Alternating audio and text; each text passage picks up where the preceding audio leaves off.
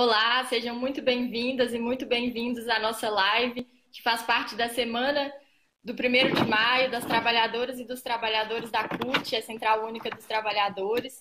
E hoje a gente vai ter uma conversa muito importante, né, sobre o lançamento de um livro foi elaborado com base num estudo encomendado pela CUT ao DIEESE, que é o Departamento Intersindical de Estudos e Estatísticas Socioeconômicas, e um livro que é intitulado Operação Lava Jato, Crime, Devastação Econômica e Perseguição Política.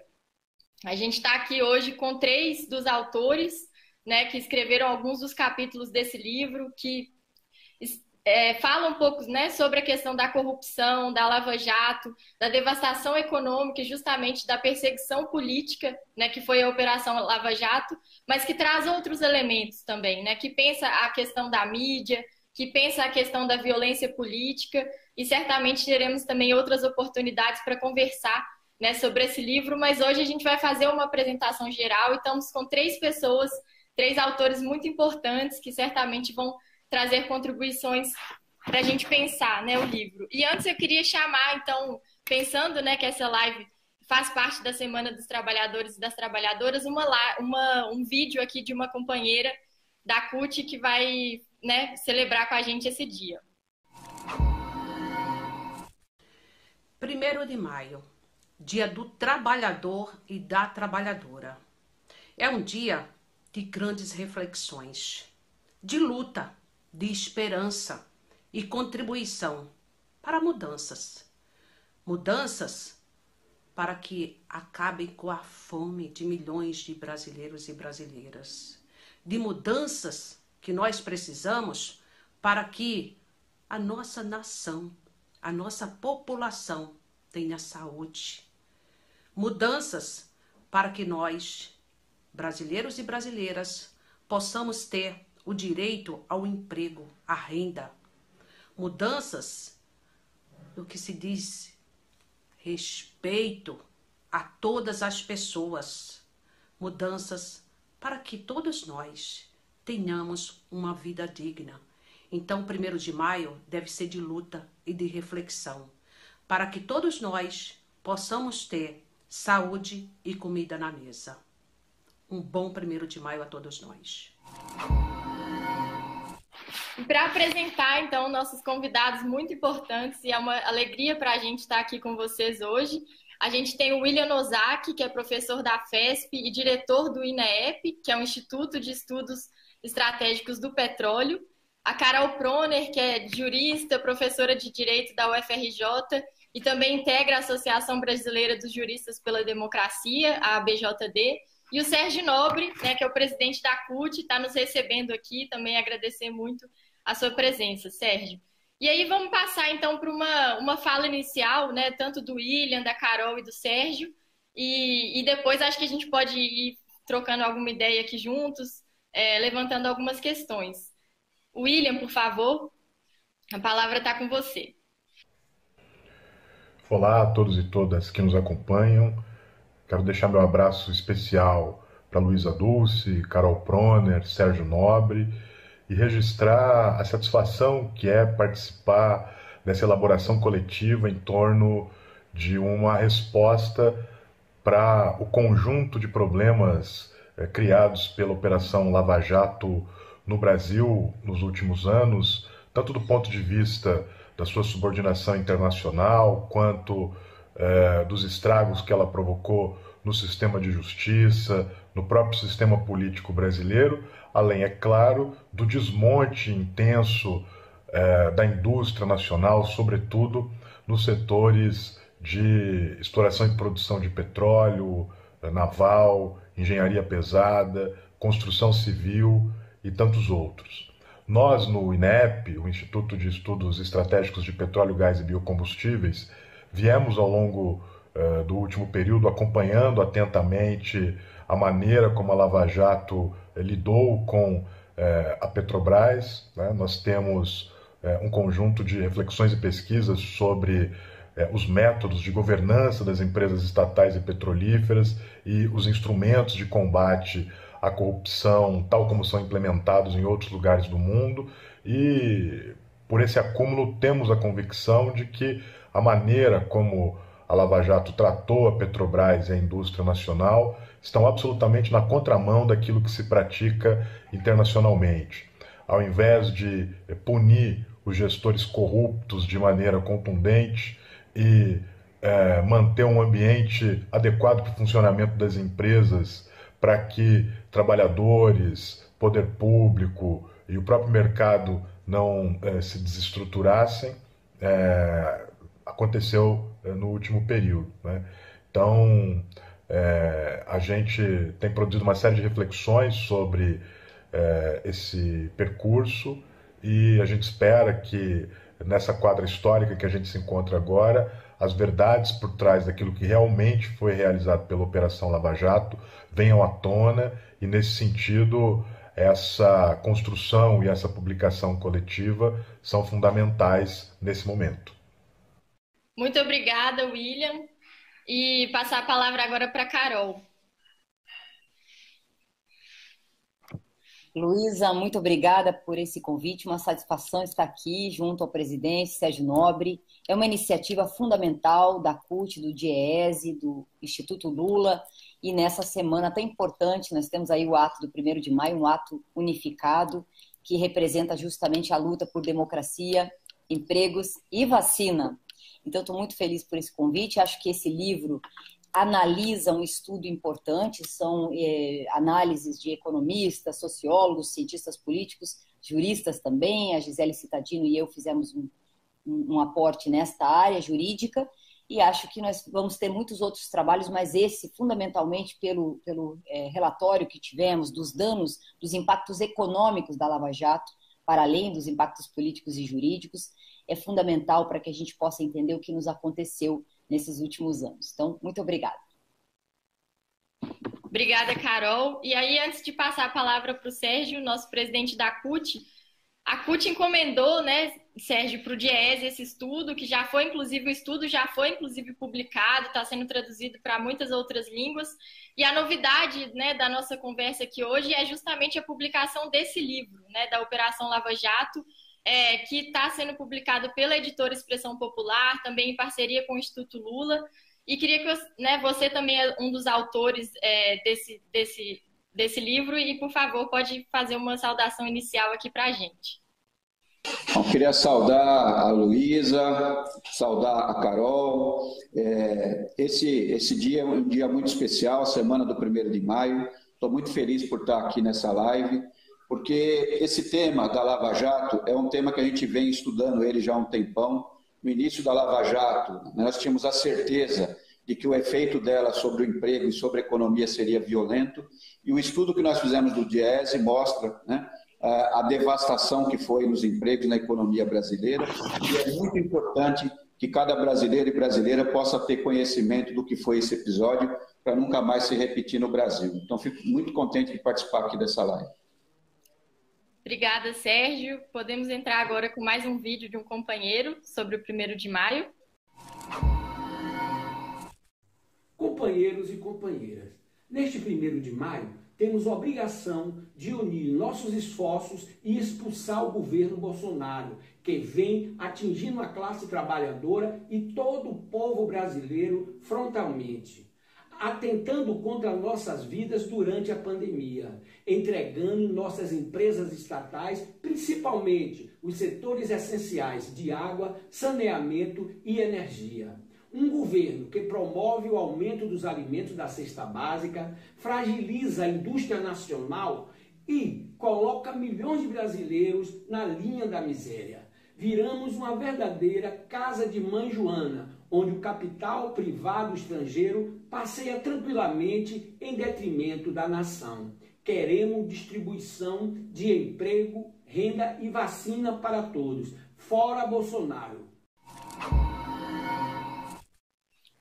Bom, gente, acho que podemos, né, falar um pouco, então, entrar agora em mais detalhes sobre esse livro, né? Alguns dados, como o Sérgio falou, são muito importantes para a classe trabalhadora, para o Brasil, precisam ser, de fato, divulgados, né? Esse estudo do DIEESE que foi nos dados, que foi nas planilhas e que traz o impacto da Lava Jato no período, né, de 2014 a 2017, para a queda no emprego, né, para a queda na arrecadação fiscal, uma série de questões que precisam, de fato, ser conhecidas, né?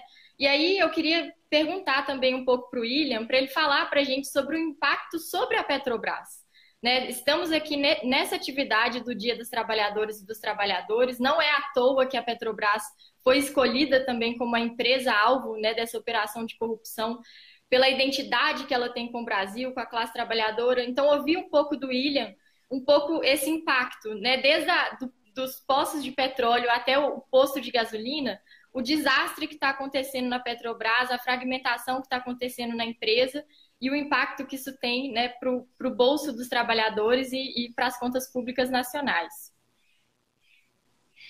A maneira como a Operação Lava Jato conduziu o tratamento dos indícios de corrupção na Petrobras concorreram menos para a punição daqueles diretores responsáveis pelos ilícitos que foram levados a cabo no período em que a investigação transcorreu, e acabaram muito mais criminalizando um projeto de desenvolvimento econômico, industrial e tecnológico que tinha no seu centro a petrolífera brasileira como um núcleo dinâmico para o avanço do investimento, para o avanço da inovação em ciência e tecnologia, consolidando a possibilidade de descobrirmos petróleo em águas profundas e ultraprofundas, como aconteceu com o pré-sal.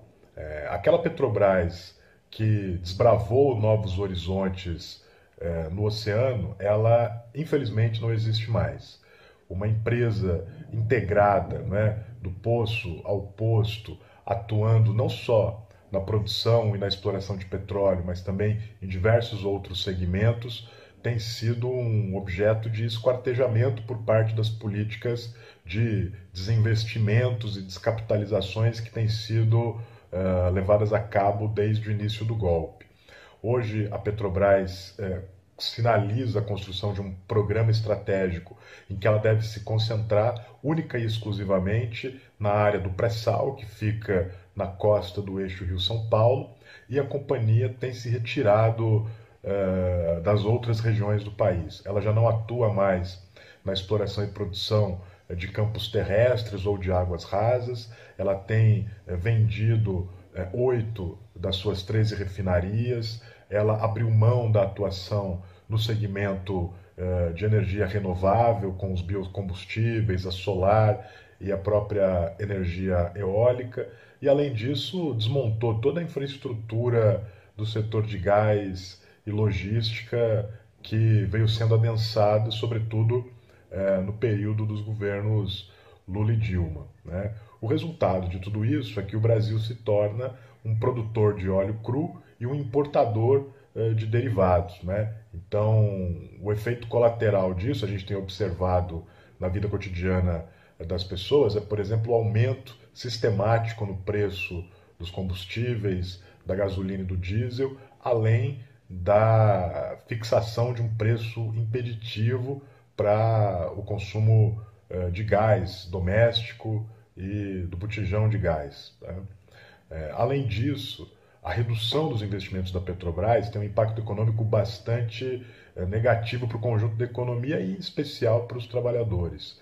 Para vocês terem uma ideia, nós no INEP realizamos há algum tempo um estudo que indicava que um investimento da Petrobras de cerca de 1 bilhão gera um retorno em valores equivalentes para o PIB de cerca de 1,2 bilhões, 1,3 bilhões. Além disso, cada vez que a Petrobras faz esse investimento, ela gera de maneira direta ou indireta mais de 26 mil postos de trabalho. Portanto, uma empresa que vem se desmontando da maneira como tem acontecido com a Petrobras, significa na prática um aumento do desemprego, um cenário onde a gente deixa de criar novos postos de trabalho, uma redução dos investimentos importantíssimos na área de ciência e tecnologia, além, é claro, da própria diminuição da arrecadação fiscal e da distribuição de royalties para os estados e municípios que contam significativamente com a renda petroleira, né? Não há dúvidas, portanto, de que esse desmonte da Petrobras ele tem sido danoso, não só para a estrutura produtiva do país, mas também para o conjunto da nossa estrutura social, né? Uma outra questão que eu queria ouvir um pouco da Carol, a gente sabe que esses impactos sobre, né, tudo isso que a gente está vivendo hoje no Brasil em relação à Petrobras também teve reflexos em outros países, né? Essa Operação Lava Jato, ela ultrapassou as fronteiras do Brasil. Queria te ouvir um pouco a respeito disso, né? Quais foram os impactos, qual que é a dimensão, né, da Operação Lava Jato também externamente, sobre a imagem do Brasil, se você puder colocar um pouquinho para a gente conversar.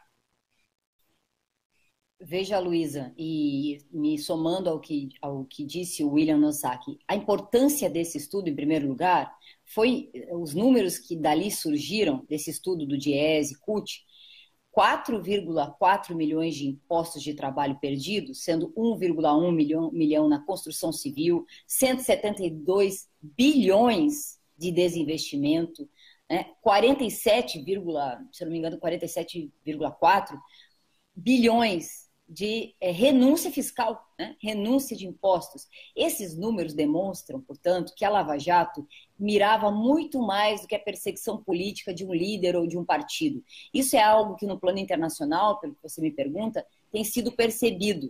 E o Brasil tem sido estudado, e o caso da Lava Jato tem sido estudado como um modelo de não combater, como não fazer o combate à corrupção através desse modelo que utilizou setores do sistema de justiça para fazer perseguição com fins políticos e econômicos, né? Resultando, portanto, em algo muito maior do que somente o uso estratégico do direito para fins políticos. Nós temos aqui o elemento geopolítico.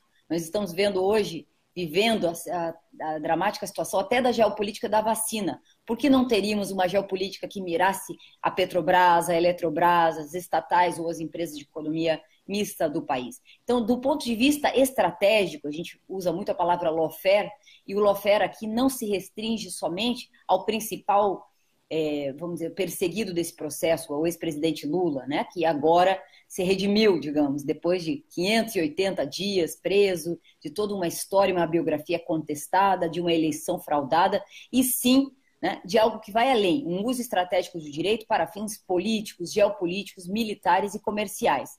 É isso que demonstra o estudo, e assim tem sido visto também no plano internacional por outros países, como é o caso do Chile, da Argentina, do Equador, da Bolívia, que, guardadas as diferenças de modelo, também tem sofrido o impacto do uso do sistema de justiça penal, criminal e também eleitoral para fins, né, de ataque aos projetos democráticos e econômicos desses países também. Carol, eu queria te perguntar um pouco sobre essa questão do lawfare que você falou para a gente, vendo que essa Operação Lava Jato ela aconteceu tanto a revelia, né, de uma legislação existente sobre combate à corrupção e, né, uma legislação econômica também que temos no Brasil, mas a gente vê também que há uma falta de uma legislação, né, que consiga tanto punir, né, os corruptores e os corruptos, mas que consiga também preservar o emprego, né, preservar o investimento, preservar o país. Então, como que fica essa questão da legislação nesse aspecto? Luísa, do ponto de vista do direito internacional e do direito interno, e do direito administrativo também, e dos pactos de cooperação internacional, nós temos estudado os mecanismos de adaptação da nossa legislação interna aos padrões internacionais que visam o bom combate à corrupção, o combate legalista, o combate garantista da corrupção, aquele que evita não só a violação da presunção de inocência, como também que empresas sejam sacrificadas num processo que pode ser direcionado para ter atos de suborno, né, de propina, que tenham agido incorretamente na gestão da empresa, né? Então, nós temos uma legislação protetiva, nós temos formas de fazer o combate sem violar a soberania e os interesses nacionais. O que aconteceu aqui foi uma anomalia muito grave. É muito importante ontem a notícia que saiu da Corregedoria-Geral da Procuradoria-Geral da Corregedoria da Procuradoria-Geral da República, que está buscando informações sobre os acordos de cooperação internacional, como eles foram feitos. Se vocês perceberam, tanto o voto do ministro Ricardo Lewandowski, em praticamente todas as votações mais recentes com relação ao caso Lula, aos casos contra Lula, em especial aquilo que permitiu que a SPUF pudesse ser acessada pelos advogados dele, como também os últimos processos, aquele que finalmente chancelou, né, a posição do Supremo. Perdão, caí? Posso continuar? Todos eles demonstram a questão, né, da cooperação internacional como tendo sido feita ilegalmente, eventualmente ilegalmente. Não se pode afirmar ainda porque informações ainda não são conhecidas.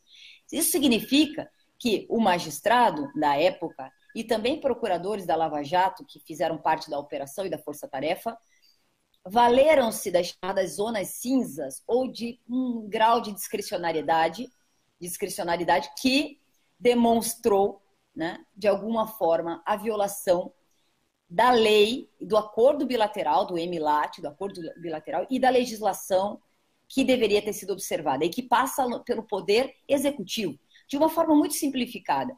Na competência de poderes, evidentemente que o poder executivo tem mais condições de fazer cálculos políticos e estratégicos e até, né, formas de administração de conflitos internacionais, no plano internacional, do que o Ministério Público. O Ministério Público, como órgão acusador, investigador, ele vai necessariamente ter um limite na sua atuação a respeito de questões de soberania, de questões de trocas internacionais e mesmo de cooperação, e de, eventualmente, ceder documentos internacionais, nacionais, a órgãos de investigação internacional. A cooperação internacional não pode chegar ao ponto de se transformar na instrução processual por órgãos internacionais, né, que foi o que aconteceu. O Departamento de Justiça americano se beneficiou, né, de documentos cedidos pelo Brasil e por funcionários públicos brasileiros para instruir processos, ao ponto de receber lá delatores que depois instruíram processos contra a empresa estatal que nós conhecemos, a delação que nós conhecemos, e o acordo de leniência que nós tivemos acesso, porque veio a público, uma vez que justamente esses procuradores achavam ainda por cima que teriam condições de receber recursos a título privado. Eles tentaram chegaram a fundar uma fundação de direito privado com o fim, né, de criar ali uma espécie de, né, novo órgão privado de combate à corrupção. Então, de fato, o que aconteceu aqui foi uma anomalia, foi algo, né, contrário à lei, foi se migrando muito poder ao Ministério Público Federal, numa força-tarefa completamente excepcional, com uma competência nacional, quase que universal para crimes de combate à corrupção, e que agora vem sendo corrigido, tanto do ponto de vista do judiciário, e precisa ser, sim, corrigida e responsabilizada no âmbito administrativo, no âmbito institucional do Estado brasileiro. É aí que nós temos, quando nos perguntam a questão da responsabilização, que é algo que sempre nos perguntam, a questão da responsabilização ligada à falha do ponto de vista das ilegalidades cometidas com relação ao acordo bilateral que foi violado pela extravagância e também extrapolando os poderes por parte desses procuradores. As questões que você trouxe para a gente mostram como que a mobilização da corrupção serviu para a estruturação de toda uma rede, né, que envolveu outros países, que envolveu o sistema privado, uma privatização também dos recursos públicos. E aí eu queria ouvir um pouco o Sérgio a respeito disso, né? O combate à corrupção é uma pauta histórica dos trabalhadores, não só no Brasil, mas no mundo inteiro. A gente sabe como que a corrupção, ela fragiliza o poder do Estado e o poder a capacidade do Estado de investir na sociedade. E a gente sabe que o movimento sindical tem propostas para isso, né? O próprio lançamento desse livro é reflexo disso, desse compromisso da classe trabalhadora. Queria te ouvir um pouco sobre isso, Sérgio. A gente sabe que a questão não é a corrupção, né? Ou não é esse combate efetivo à corrupção, e sim uma perseguição política e uma desestruturação econômica. E aí, se você puder compartilhar um pouco com a gente a respeito dessa leitura do movimento sindical. Então, foi exatamente isso que a CUT falou, né, desde o início da Operação Lava Jato. Eles se apropriaram de um sentimento, né, que está na classe trabalhadora, né, porque a corrupção ela tem um efeito devastador na classe trabalhadora. A média dos trabalhadores brasileiros recebe até 2 salários mínimos, né? Acorda de madrugada para ir trabalhar, pega ônibus lotado, trabalha em condições insalubres o dia inteiro, muitas vezes tem que sair, né, do trabalho e vai estudar para poder se manter empregado e leva pouco mais de R$ 1.500 para casa. Então, quando ele chega, né, vai assistir a televisão, né, e vê a forma com que a mídia tratou a questão da Operação Lava Jato, né? Então, a Rede Globo, naquele duto, saindo dinheiro, que é de um lado para o outro, né? A população fica indignada. A Operação Lava Jato se apropriou disso e também de uma denúncia que o movimento sindical faz há muitos anos, de que a gente vai na penitenciária, a gente só encontra pobre, negro, né? E figuras que são claramente corruptas, que têm provas, inclusive, né? Acabam se safando da punição porque tem advogado, porque o processo é moroso, enfim, né? Então, esse sentimento, eles se apropriaram desse sentimento para, por trás disso, criar um projeto de poder, de perseguição política e de destruição, né, da maior empresa brasileira, que é a Petrobras, e claramente, né, a serviço, eu não tenho a menor dúvida disso, estava a serviço de interesse internacional, né, de economias, né, estrangeiras, claramente, porque o petróleo ele foi motivo de guerra, né, de muitas guerras ao longo da história, inclusive no período recente. É só ver o que está acontecendo na Venezuela, né? Não é porque tem um governo de esquerda, é petróleo. O que aconteceu no Iraque, petróleo, né? Então, controlar a Petrobras e o pré-sal é lógico que interessa, né, a países estrangeiros, e claramente serviu esse interesse. E serviu ao interesse de destruir o setor de construção, né, que a gente denunciou também.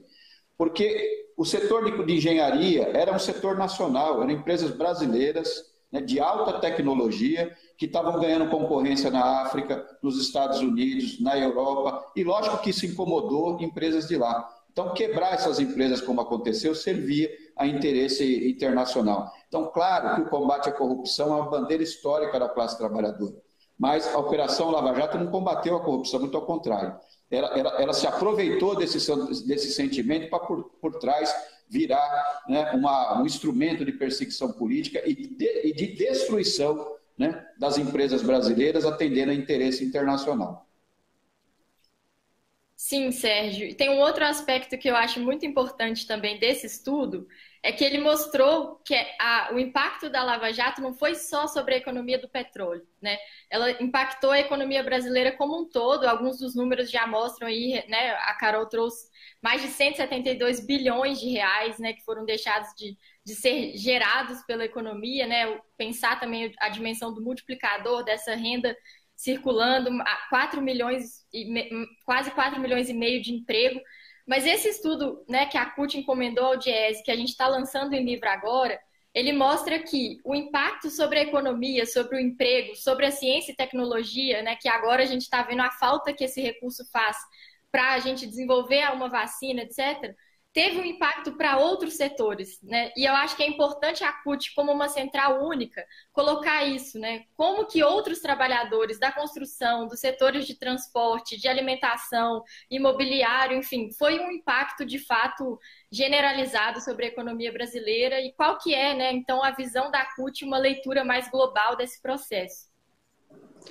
Então, a Petrobras é uma empresa indutora do desenvolvimento do país.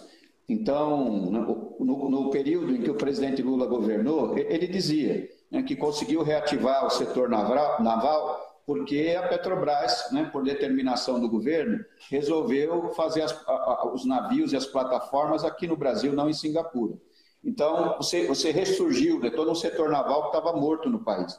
A Petrobras é uma empresa que investe em ciência, né, de perfurar petróleo em águas profundas, né? A Petrobras ela tem impacto em outras áreas, né? Agora, veja bem, na construção civil foram 1 milhão e 100 mil empregos só na construção civil. Na construção civil, emprego de qualidade, né? É um setor de engenharia. Quando o trabalhador perde emprego, se ele está estudando, por exemplo, ele para de estudar. Se ele tem um filho numa escola privada, ele tem que tirar, porque está desempregado, ele não tem como pagar. Então, isso vai tendo um efeito em vários setores. Aqui no ABC, que é a minha região, né, quando se descobriu o pré-sal, muitas empresas, né, se instalaram aqui na região para poder trabalhar para a Petrobras, fizeram investimento para poder... E que não aconteceu, porque a Petrobras foi praticamente destruída. Então, é devastador, né? Na verdade, o estudo que nós fizemos ali, que são 4,4 milhões de empregos, ele é conservador, porque se a gente for levantar é muito mais do que isso. Mas muito maior esse número que nós estabelecemos, né? Mas o estudo mostra de forma muito clara, né? Se a Petrobras tivesse cumprido, né, o seu plano de investimento, o país não estaria na crise que está. O que explica a crise econômica de hoje, o tamanho do desemprego, foi a Operação Lava Jato, não tem a menor dúvida. Sim, queria ouvir um pouco do William agora, inclusive na votação, né, no STF, o Lewandowski mencionou um estudo do INEP, William, a respeito, né, dessa devastação econômica que a Lava Jato produziu no Brasil. Queria te ouvir um pouco sobre isso, né? A gente viu que o BNDES foram obras que foram canceladas e interrompidas, né? O BNDES interrompeu contratos de investimento, inclusive para empresas que ainda não tinham sido condenadas, né? Uma questão que precisa ser levantada. E como que outras empresas deixaram de conseguir investimento para continuar, né, com as suas atividades produtivas. Então, se você puder comentar um pouco sobre esse processo, né, essa dimensão econômica aí do BNDES, de outros financiamentos e de como que isso, de fato, contribuiu para essa devastação toda. A Lava Jato levou a cabo um processo de enfrentamento contra a corrupção baseado numa perseguição muito mais intensa sobre o CNPJ das empresas do que sobre o CPF propriamente dos envolvidos nos casos de corrupção. Prova disso é que a operação praticou um número absolutamente exorbitante de delações premiadas, em última instância com o objetivo, inclusive, de perseguir uma força política específica e criminalizar um projeto de desenvolvimento econômico em particular, e, em contrapartida, ela não teve o mesmo apetite para organizar os acordos de leniência que viabilizariam a manutenção e o funcionamento dessas empresas de forma adequada. O resultado disso é que hoje uma parte significativa daqueles gestores estão em liberdade ou em prisão domiciliar, desfrutando das suas riquezas, enquanto os trabalhadores vitimados pela redução drástica nos contratos da indústria naval, da indústria de construção civil, da indústria de engenharia pesada, sofrem as agruras do desemprego nessa quadra histórica tão problemática e já marcada pelo aprofundamento da crise sanitária no Brasil, né? Esse estado de coisas criou um ambiente em que as empresas investigadas não puderam realizar contratos públicos, participar de licitações e manter o seu plano de negócios funcionando adequadamente. É bom que se registre, uma parte dessas empresas compunham o núcleo dinâmico do capital privado nacional e eram empresas com uma atuação internacionalizada também relevante para o balanço de pagamentos brasileiro, né? A impossibilidade dessas empresas atuarem em parceria com o poder público e o fato de elas terem permanecido por tanto tempo obstacularizadas levou adiante um cenário de absoluto enfraquecimento do capital produtivo nacional e, em contrapartida, um cenário de possibilidades de avanço para o capital financeiro e para o capital rentista, que, a partir das suas conexões internacionais, tem sido o grande beneficiado desse cenário de desmonte pelo qual nós passamos no Brasil hoje, né? Uma parte desses dados, dessas reflexões que nós produzimos no INEP foram citadas e utilizadas pelo ministro Lewandowski no voto em que ele trata da suspeição do ex-juiz Sérgio Moro, e naquela ocasião Lewandowski muito bem apontou que esse método de enfrentamento à corrupção ele produziu muito mais um rastro de desemprego, redução da arrecadação fiscal, diminuição dos investimentos, do que propriamente deu conta de enfrentar a corrupção que existe no Brasil. Prova disso é que a Lava Jato, com esse método, contribuiu para a gestação do bolsonarismo para a ascensão do governo Bolsonaro, e esse governo é marcado por um conjunto de denúncias, suspeitas e de relações indevidas, tanto com setores econômicos quanto com setores sociais ligados, por exemplo, à milícia, né? De modo que, longe de a Lava Jato ter nos ajudado a enfrentar o problema da corrupção, ela adensou exatamente aquelas forças políticas que praticam a mais vã e a mais vil das corrupções, inclusive com suspeitas e denúncias de crimes que não são só de colarinho branco e que não estão só ligados ao mundo empresarial, né, mas que são suspeitas e crimes comuns da pior espécie, né?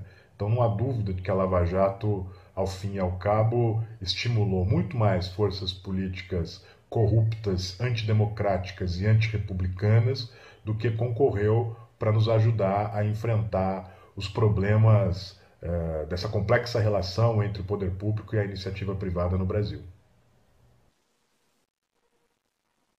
Uma questão que é muito importante, Carol, eu queria te ouvir sobre isso, é a questão, o que acontece com as empresas, né? E qual que é a responsabilidade, qual que é o papel também da Operação Lava Jato nesse processo?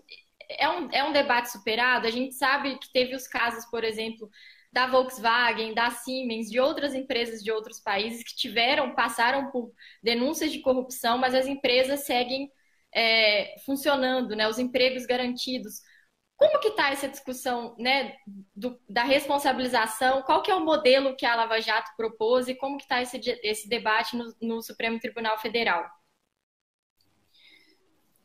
Luiz, eu vou mencionar algo que está acontecendo, que já está acontecendo há mais tempo, inclusive na Europa, em relação a este modelo transnacional de combate à corrupção. Nós temos que primeiro considerar que a forma de combate à corrupção que foi feita no Brasil é algo que tem sido também usado como modelo em outros países. Nós temos o caso da França e da Alemanha, que passaram por situações parecidas com suas empresas como a Alstom, como o Paribas, o próprio Deutsche Bank, e lá a legislação desses países está tomando mais cuidado, mais cautela, principalmente para resolver problemas de corrupção sem, de certa forma, tocar em questões tão importantes quanto como a imagem das pessoas e das empresas. É algo que, de certa forma, precisa ser visto aqui no Brasil também. Nós tivemos um dano de imagem à Petrobras, por exemplo, que seguramente contribuiu para essa fragilidade que agora faz parte dos planos de privatização, não só da própria empresa, como das subsidiárias e assim por diante. O próprio nome do país vai junto numa degradação de imagem de empresas tão importantes, né? Sem falar nas empresas privadas. Aqui eu não vejo diferenciação como modelo. Tanto as privadas quanto as estatais ou as de economia mista não devem ser alvo. O que deve ser alvo é a corrupção em si e que acontece em qualquer momento histórico, em qualquer governo. Sempre haverá corrupção, lamentavelmente. O que nós temos que ter são formas de controle e de combate à corrupção que protejam, inclusive, a estrutura e a cadeia produtiva. Isso é uma lição da Lava Jato.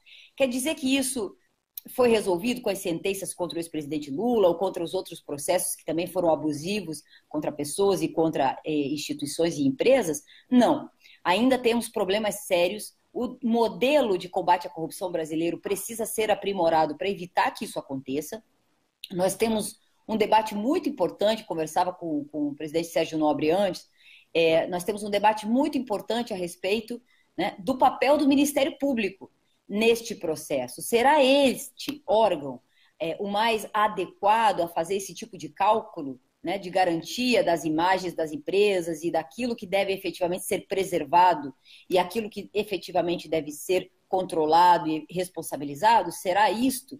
Atualmente, aponta, né, pelo resultado que temos, a resposta seria que definitivamente não. O Ministério Público não tem recursos, não tem formação, não tem estrutura, não tem as garantias constitucionais que o Poder Executivo e o Congresso Nacional também possuem. O Congresso, por exemplo, tem competência privativa para deliberar sobre acordos internacionais que onerem o patrimônio nacional.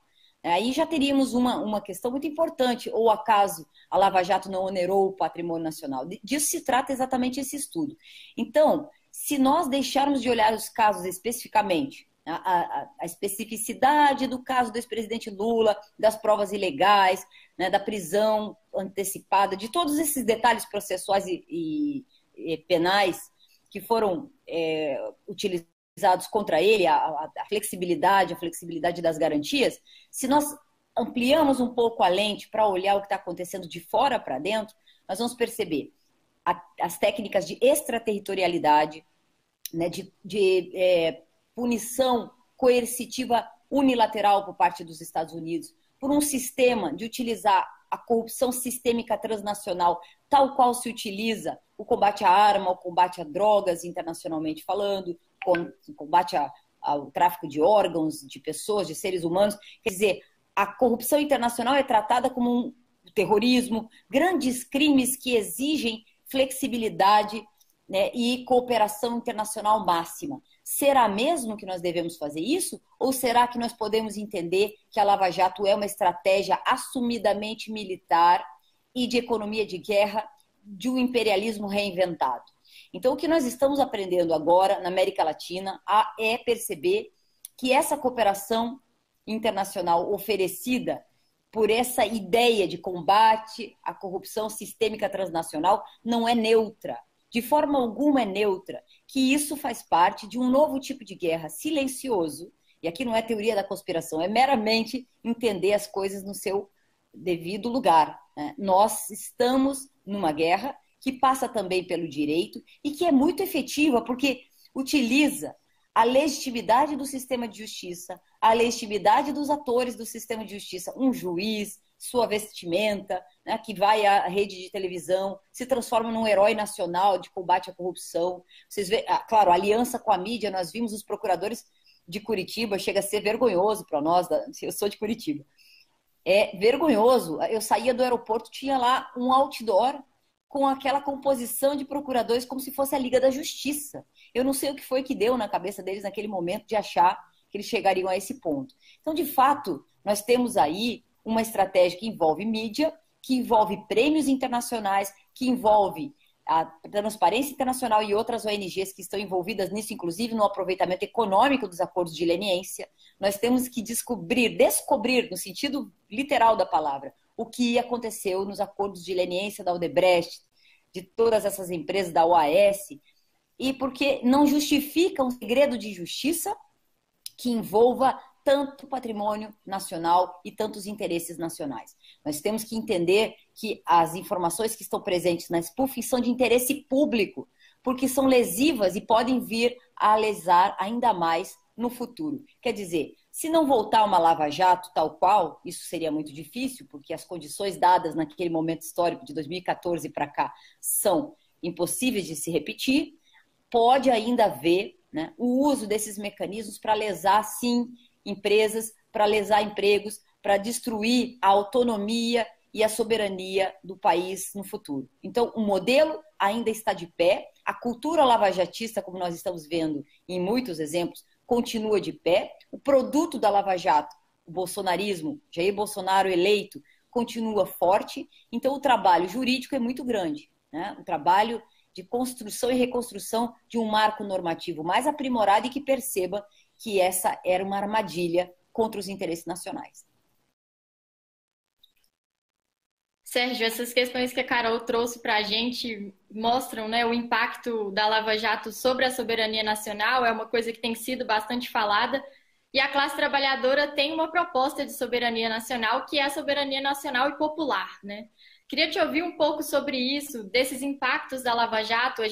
O livro traz, né, dados e números sobre o impacto da Lava Jato de 2014 a 2017, né? 172 bilhões que a economia deixou de gerar, 4,4 milhões de empregos, né? 20 milhões de arrecadação de previdenciário, enfim, isso até 2017.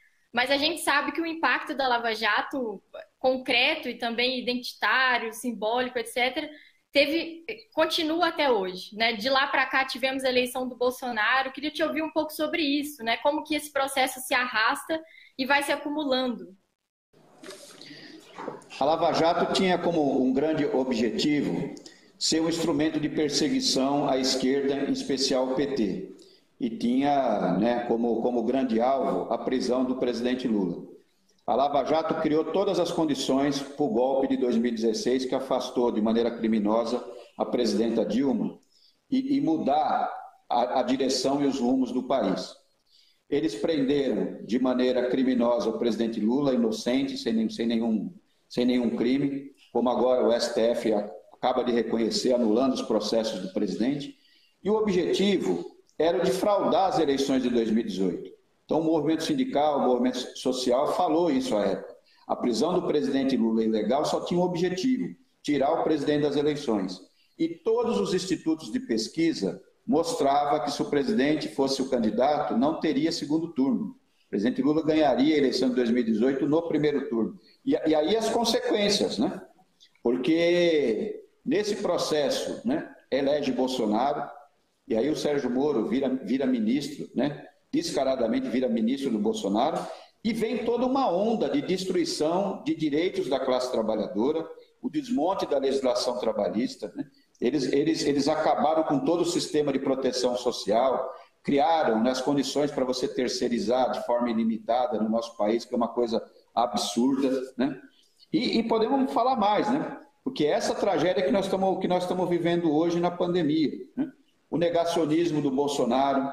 Nós estamos hoje ultrapassando 400 mil mortes no nosso país. Essas mortes que poderiam ter sido evitadas, então todos os sanitaristas estão dizendo aqui, né? Se a gente tivesse no início da pandemia, né, feito o lockdown como se deveria, né, pago o auxílio emergencial que possibilitasse as pessoas ficar em casa, com certeza 3 de 4 mortes teriam sido evitadas no Brasil. Por isso que a gente diz que o governo Bolsonaro, ele é um governo genocida, né? E a Lava Jato criou as condições para a ascensão desse genocida. Ele está comprometendo, né, a possibilidade do país voltar a crescer pós-pandemia, porque todos os instrumentos de desenvolvimento que o país tem, e que são as estatais, é importante o povo saber.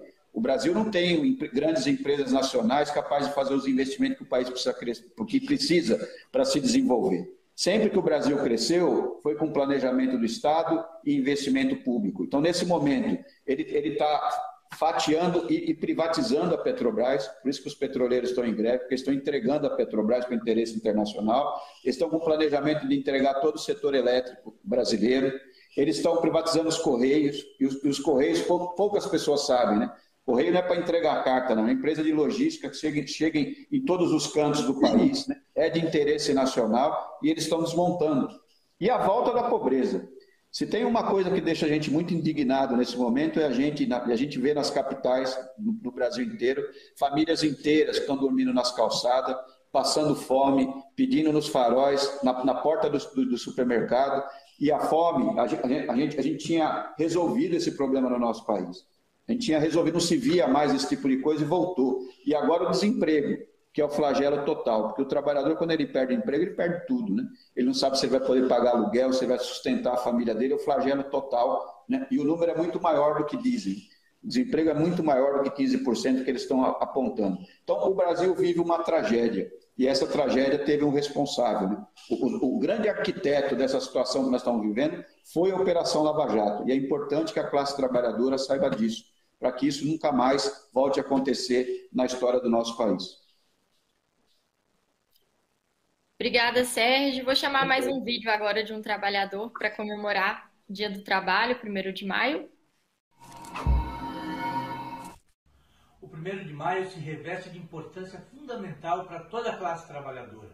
Nós, aqui no estado do Paraná, vamos conseguir realizar atividades com todas as centrais sindicais para marcar o Maio Solidário, que começa no dia 1º e se estende por todo o mês de maio com a arrecadação de alimentos, porque as trabalhadoras e trabalhadores são os que mais sofrem com essa pandemia, com a retirada de direitos e com a falta de responsabilidade desse governo Bolsonaro. É muito importante que nós regozijemos no dia 1º de maio, conversemos e façamos as reflexões importantes do mundo do trabalho para que possamos avançar. E lembremos que o sindicato está nas nossas conquistas. Eu sou Douglas Izzo, presidente da CUT São Paulo. Vamos fazer um 1º de maio de luta, de resistência e de solidariedade pela vacina já, em fortalecimento do SUS, contra a reforma administrativa, contra as privatizações pelo auxílio emergencial de R$600 por emprego e fora Bolsonaro. Dia 1º é dia de luta e aqui em São Paulo nós estaremos realizando carreatas em todo o estado de São Paulo. E vamos fazer também faixaços nos viadutos em todas as regiões aqui da cidade de São Paulo e também nos viadutos que cortam as rodovias em todo o estado. 1º de maio é o momento de construir, de fortalecer a pauta dos trabalhadores no sentido de construir luta, construir movimento que agregue direito aos trabalhadores nesse momento tão difícil. 1º de maio de luta, resistência, solidariedade e fora Bolsonaro. Bom, e agora para fechar as considerações finais, passar para o William. O William pode compartilhar conosco suas considerações finais. Bom, quero mais uma vez registrar o meu agradecimento por esse diálogo e pela oportunidade de participar desse esforço coletivo de sistematização e de síntese sobre aquilo que está por trás da Lava Jato e que ela tentou esconder ao longo dos últimos anos.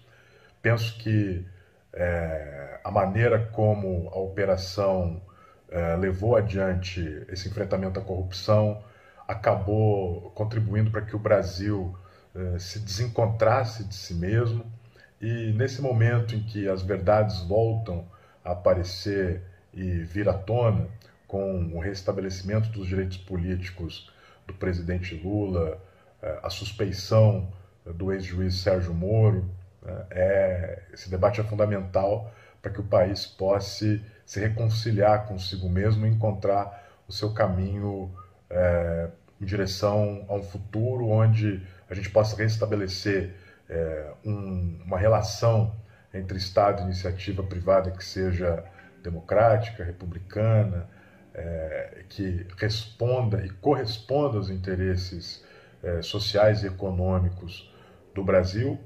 E, além disso, penso que esse momento em que nós vivemos de enfrentamento à pandemia, de enfrentamento a um conjunto de crises políticas e institucionais, deve ser um momento de a gente reforçar a nossa luta contra todo tipo de negacionismo, não só o negacionismo científico, que atrapalha o nosso enfrentamento à pandemia no Brasil, mas também essa espécie de negacionismo político e jurídico que foi praticado nos últimos anos muito intensamente a partir dos discursos e das narrativas produzidas pela Operação Lava Jato. Então, meu desejo é que a gente supere esse capítulo histórico, que a gente possa avançar em direção à construção de uma sociedade novamente desejosa de sonhar, de construir e pavimentar a sua estrada em direção a um futuro melhor do que o que nós vivemos no Brasil desde o golpe. Mais uma vez agradeço e deixo o meu abraço a todos e todas. Muito obrigada, William. Também, passar para a Carol e o Sérgio. Certamente essa live, esse debate que a gente fez aqui, que é um dos primeiros, que podemos desdobrar em outros, mas mostrou a importância desse estudo, Carol? Sim, Luísa, William e Sérgio, eu acho que nós temos um trabalho longo pela frente. Parece, do ponto de vista da ciência, ou da ciência jurídica, nunca é muito bom trabalhar com a ideia de teorias da conspiração, etc. Mas fato é, e isso foi dito também quando nós conversamos com José Eduardo Cardoso, com Dilma Rousseff, que quando souberam que estavam sendo espionadas, quando espionados, o Brasil e ela em particular, e 27 funcionários do governo naquele momento, 2014 e assim por diante, que estamos sob observação, ingerência de novo tipo, precisamos tomar um pouco de cuidado. A questão mesmo da vacina agora é um demonstrativo disso. Nós não podemos considerar que somente critérios científicos, e aqui não colocando em questão o próprio relatório da Anvisa e da vacina russa, mas as falas dos ministros, o próprio Paulo Guedes, em relação aos chineses, criando um impasse terrível na importação dos insumos para a construção da vacina aqui no Brasil. Então, nós estamos vivendo de uma forma muito interligada a problemas de geopolítica mundial. O direito internacional demonstra isso no caso do combate à corrupção. Nós precisamos olhar isso com muito mais atenção. Não podemos ser ingênuos achando que as normas internacionais estão fora desse jogo pesado, né? E que já tem sido muito mais amplificado agora no governo Biden. O governo Biden está fazendo muito bem o seu trabalho para dentro dos Estados Unidos, para o seu povo, no sentido de propostas que estatizam muitas coisas, que restabelecem o papel do Estado em relação aos direitos da saúde, aos direitos próprios direitos da vacinação, a serviços, toda a questão econômica redirecionada, a questão das armas, mas para fora, nunca tão belicoso e agressivo. Veio muito mais até que o governo anterior. E do ponto de vista do novo tipo de guerra, é uma belicosidade híbrida, ligada a novas estratégias e que uma das mais eficientes, como se pode ver aqui no Brasil, é a guerra jurídica. Em questão de anos, de poucos anos, 3 ou 4 anos, eles conquistaram aquilo que eles nunca conseguiriam numa guerra tradicional, que é acessar o pré-sal, acabar com o modelo de partilha, destruir a empresa. E nós não podemos achar que isso aconteceu apenas e tão somente pela vitória primeiro do Temer, naquele golpe travestido de impeachment, né, sem crime de responsabilidade, ou da chegada de Jair Bolsonaro ao poder. O que se move, né, na estratégia técnico-jurídica também, é muito interessante, muito inteligente. Nós temos que estar preparados para isso, né? E de uma forma, a academia tem que responder muito mais a essa operação, que é uma operação conspiratória contra os nossos interesses. Então eu deixo essa mensagem que está de parabéns a CUT, o DIEESE, pela excelente pesquisa, que foi usada nos votos dos ministros do Supremo Tribunal Federal, foi inclusive protagonista de subsídio para o voto mais importante no último julgamento, que foi o voto do ministro Lewandowski. Sem essa pesquisa, o voto não teria sido tão bem fundamentado, ele fundamentou na pesquisa, então veja a importância dessa pesquisa. Por outro lado, a importância das análises sobre a pesquisa, que faz parte do livro, que aqui agora vai ser publicado, está sendo publicado, e a importância da CUT, né, e das centrais sindicais ajudarem a academia a prestar mais atenção nessas articulações internacionais que vulneram a nossa soberania. Muito obrigada por esse convite e estou à disposição de vocês. Muito obrigada, Carol, pela sua contribuição, também da ABJD, né, Associação Brasileira dos Juristas pela Democracia, que tem feito um papel importante nessa frente. E aí também agradecer ao Sérgio, te ouvir um pouco de suas considerações, Sérgio, pensar qual o papel desse livro, né, na mobilização da classe trabalhadora para esses desafios que a gente está vivendo hoje. Eu não poderia deixar de fazer um agradecimento a toda a equipe do DIEESE que topou fazer esse estudo, porque não é um estudo fácil, ele requereu muito esforço, coragem também, né? Porque toda a crítica que se faz à Lava Jato, né, você tem uma reação da grande mídia, enfim, né, desses economistas, né, que ocupam os espaços nas grandes áreas, nos telejornais, né? Mas o DIEESE fez o estudo com muita competência. Quero também agradecer a todas as entidades que ajudou o DIEESE, também colaboraram, universidades, pesquisadores, até de fora do nosso país também, né? Porque sem a ajuda deles não teria sido possível.